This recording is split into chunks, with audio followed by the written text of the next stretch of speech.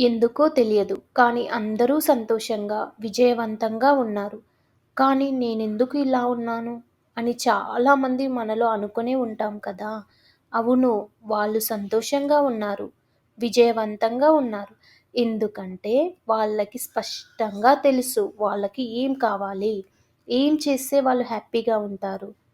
కొంతమందికి తెలుసు వాళ్ళు వాళ్ళ పిల్లల మంచి భవిష్యత్తు కోసం సంతోషంగా ఉంటారు. ఇంకొందరు సంపాదన పెంచుకుంటే సంతోషంగా ఉంటారు. మరి ఇంకొందరు ఆరోగ్యంగా ఉంటే సంతోషంగా ఉంటారు. ఇలా వారికి ఏం కావాలో వాళ్ళకు ఉన్నది కాబట్టి వాళ్ళకు సంతోషంగా ఉన్నారు. అంటే సంతోషం ఒక గమ్యం కాదు. మన ఆలోచన మాత్రమే. కానీ నువ్వు ఇంకా సంతోషంగా లేవు. అంటే నీకు ఏం కావాలో ఇంకా నీకు తెలియదు. సంతోషానికి ఒక రహస్యం ఉంది. అదే నీకు నిజంగా ఏం కావాలో తెలుసుకో. నువ్వు ఏం సాధిస్తే, ఏం చేస్తే నీ హృదయం నుంచి సంతోషపడతావో తెలుసుకో. నీకు కావాల్సింది డబ్బు, ప్రేమ, ప్రశాంతత, గుర్తింపు, ఆరోగ్యం ఏది ఏదుంటే నువ్వు సంతోషంగా ఉంటావో తెలిసిన రోజు నుంచి నిజంగా నీ జీవితం మారిపోతుంది.